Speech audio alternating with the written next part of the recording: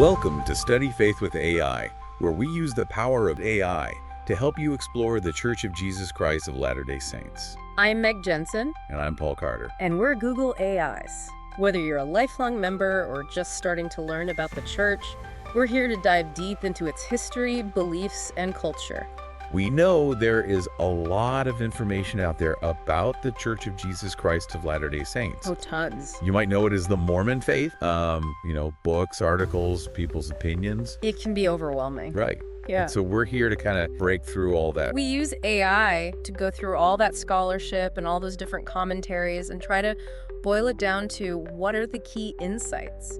Think of us as your AI study buddies, ready to help you on your journey. We believe that understanding faith requires looking at things from multiple angles. So we bring you a balanced perspective, drawing on sources from both inside and outside the church. You know, sometimes those perspectives align and sometimes they clash. That's where things get really interesting. And remember, we're not here to tell you what to think. Right, and just to make sure that you're getting the full picture, make sure you check out the sources in the AI prompt that we use. Absolutely. You can find those in the episode description. Yep. So if you're ready to learn, Question. discover something new, you're in the right place. That's right. Let's get started. Let's do it. Welcome, everyone. Today we're taking a deep dive into the Book of Mormon. A fascinating book. It really is. And you know, Yeah. for so many people, this book represents so much more than just some kind of like academic thing, you know? It's closely tied to the very beginnings of the Mormon Church and the claims that Joseph Smith made as a prophet. You're absolutely right. It's not just like an interesting historical book or anything like that. Yeah. It's foundational scripture to millions and millions of people. That's right. So yeah. Let's unpack it. Yeah, let's do it. You know, when you first think about the Book of Mormon, you might just think of it as like a collection of stories. Right. And it's full of amazing stories. Yeah. But there's this really deep human element that's kind of woven throughout it. Right. It wasn't just dictated, from on high in some sort of abstract way. Right. It was written and compiled by real prophets who lived through real challenges over centuries. That's key, because they weren't just these perfect beings, Yeah. just sort of like dispassionately recording Right. events. They wrestled with real life things, Yeah. faith, doubt, temptation, the challenges of leading their people, and all these experiences make their words relatable. They do. Even thousands of years later. Totally. Yeah. And some of the most compelling parts of the Book of Mormon come from figures like Nephi, Jacob, Mormon, and Moroni. Yeah. And their writings make up the majority of the Book of Mormon, That's right. as we have it. Yeah. And each of them claimed to be an actual witness of Jesus Christ. Wow. And that's really important to understanding the authority and the message that they share. Right. Nephi and Jacob even described seeing Jesus in his premortal state. What's that? Well, you see, in Mormon belief, we believe that we existed as spirits before we came to this earth. Oh, okay. So they're saying that they knew Jesus before he was born in Bethlehem. Wow. And then centuries later, you have Mormon and Moroni, who are the ones who compiled everything. Right. They said that they encountered the resurrected Christ. Wow. So they were witnesses over these huge spans of time. Yeah, that's right. That's amazing. Yeah. And here's what's so powerful to me. Each of these prophets, they claim to receive divine guidance about what they should write, what they should include. Right. I mean, they saw visions of our day, of our world, and our challenges, and they tailored their message for us. Right. It wasn't just them deciding what goes in here. Right. They were inspired. Exactly. And on top of all that, they describe being tutored by supernatural beings, Wow. perhaps angels or other heavenly messengers, Oh, wow. to emphasize that they weren't alone in this effort. Right? They received direct instruction and guidance from the heavens, Wow. and that shaped their understanding and their writing. That's pretty amazing. Yeah. So it seems pretty clear that the Book of Mormon was intended to be more than just a historical account or some moral lessons or something like that. Right. And this is spelled out right on the title page, which states its purpose to the convincing of the Jew and Gentile that Jesus is the Christ, the eternal God, manifesting himself into all nations. Yeah. That's a really powerful statement. It is. And it puts Jesus Christ right at the center of the Book of Mormon's message. Yeah. It's not about creating a new religion. Right. It's about testifying of his divinity, Right. and that his gospel is for everyone. Right. And that point is really emphasized with the subtitle, Another testament of Jesus Christ. Yeah. That word testament is really important. It. It means a legal witness. Right. So the Book of Mormon is being presented as like a companion to the Bible, Exactly. offering another witness to the truthfulness of Jesus Christ's teachings. And in Mormon theology, the idea of having multiple witnesses is so important. It is. It's not enough to just rely on a single source. Right. Truth needs to be confirmed and corroborated, and that strengthens our faith. Absolutely. Yeah. And this concept of a second witness adds weight to Joseph Smith's claim that the Book of Mormon is restoring plain and precious truths that were lost or corrupted over time. Exactly. If the Bible is that first testament, then the Book of Mormon is like a second witness to the same truths. It's restoring what was missing. Now, I know you're probably wondering, Oh, yeah.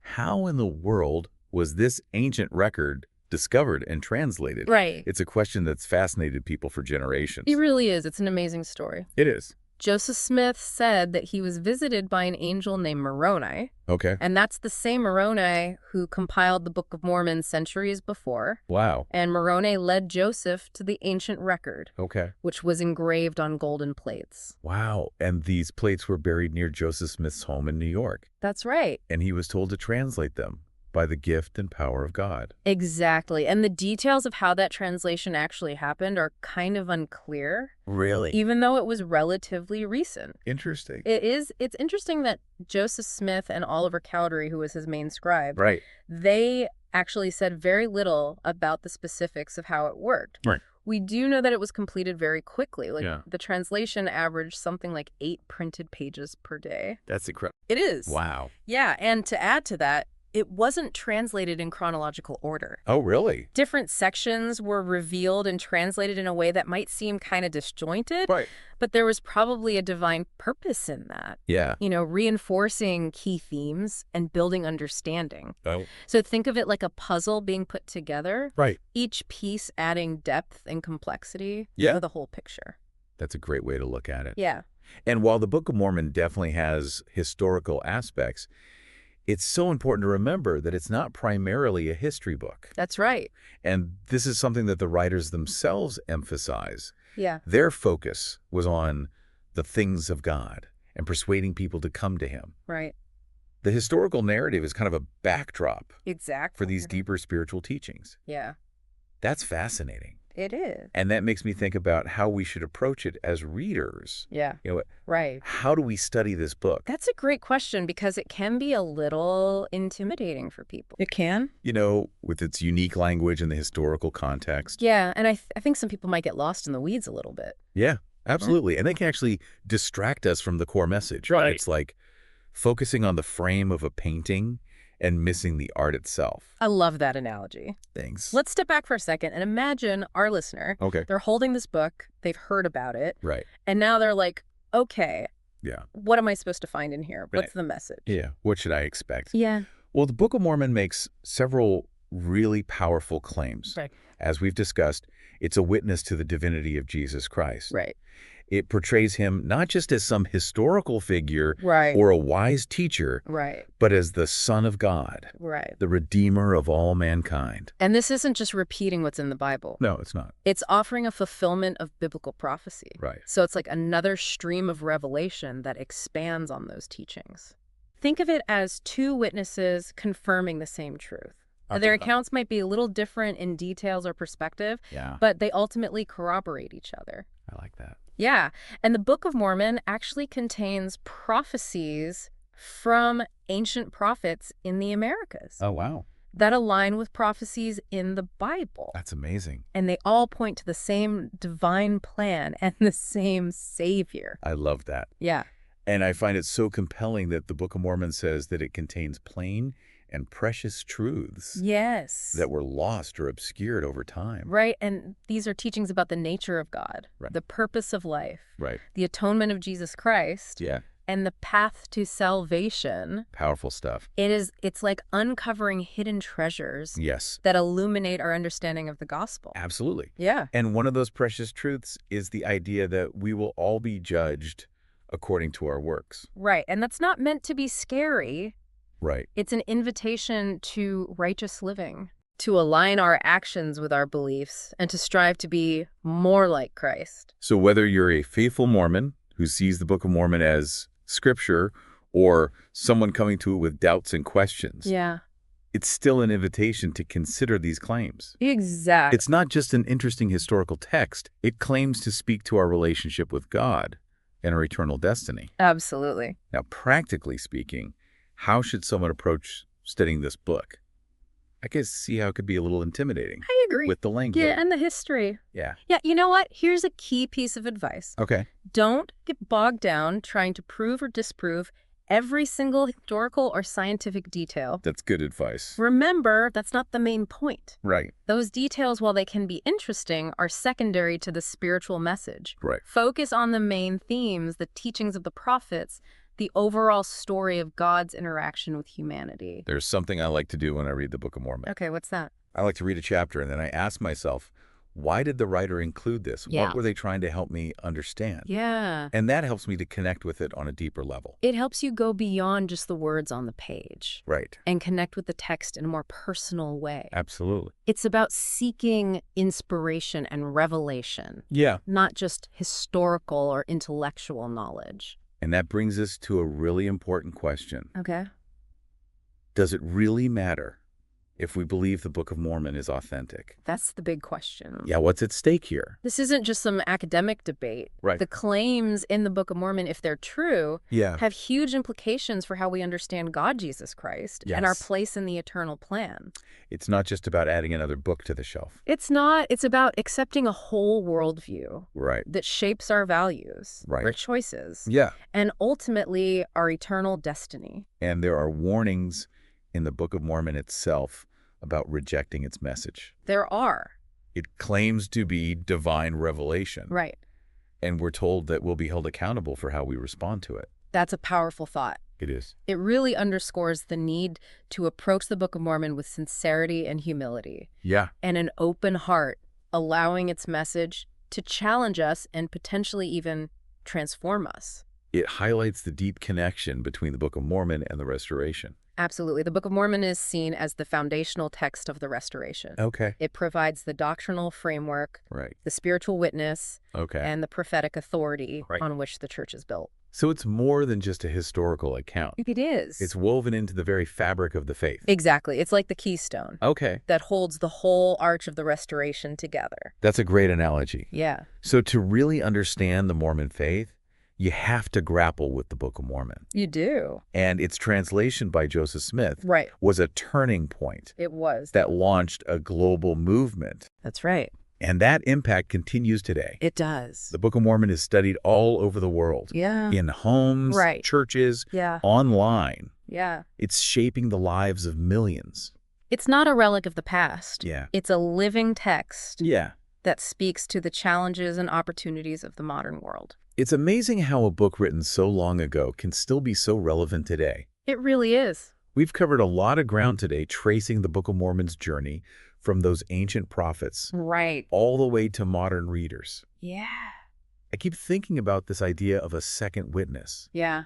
Why was it so important to Joseph Smith and to the foundations of the Mormon Church? Well, it's crucial to remember the historical context. Joseph Smith claimed to have received a vision of God the Father and Jesus Christ. Right. This is what's known as the first vision. Right. And it marked the beginning of what Mormons believe was a restoration of Christ's original church, Okay. which had been lost through centuries of apostasy. And then a few years later, the Book of Mormon was translated. Right. And it provides this really powerful second witness Okay. to the claim of a restored gospel. So it wasn't just about having more scriptures. It was It was about solidifying those claims of the Restoration. Exactly. The Book of Mormon doesn't just teach about Jesus Christ. It actually prophesies about a restored church coming forth in the latter days. Oh, wow. And this is seen as a powerful validation of Joseph Smith's calling as a prophet Okay. and the authenticity of the Restoration. So for someone who's maybe questioning their faith or wrestling with doubts, Yeah. what would you say is the most important message that the Book of Mormon offers? The Book of Mormon really emphasizes the power of personal revelation. Okay. It teaches that God is a loving father who wants to communicate with his children. Okay. And all throughout the book, you see these individuals Mhm. seeking and receiving answers to their prayers, Yeah. finding guidance and strength through this personal connection with God. Yeah. And this message is just as relevant today as it was centuries ago. That's beautiful. Yeah, It reminds us that faith isn't about blind acceptance. it's not. It's about seeking truth, asking questions, Right. and opening ourselves up to the possibility of personal revelation. Exactly. Because the Book of Mormon is inviting us to go on our own spiritual journeys. It's not just a book to be read, it's an invitation to experience. Yeah. It challenges us to test its promises, Okay. to apply its teachings, Right. and to see for ourselves if its words resonate with our souls. Wow. And that's how faith becomes deeply personal and transformative. Well said. And as we wrap up this deep dive into the Book of Mormon, I Yeah. want to leave our listeners with this final thought. Okay. The Book of Mormon claims to be another testament of Jesus Christ. Right. If that's true, how might it change the way you see your life, your relationship with God, Yeah. and your purpose in this world? This is a deeply personal question, It is. and we encourage you to keep seeking and keep diving deep into the things that matter most. That's what it's all about.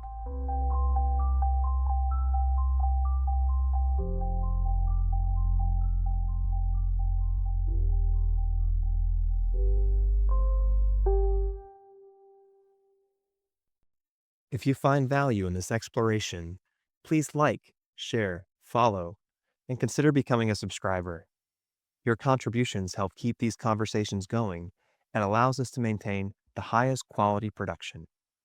You can find all the details at studyfaithwithai.com. Thank you for being part of this journey.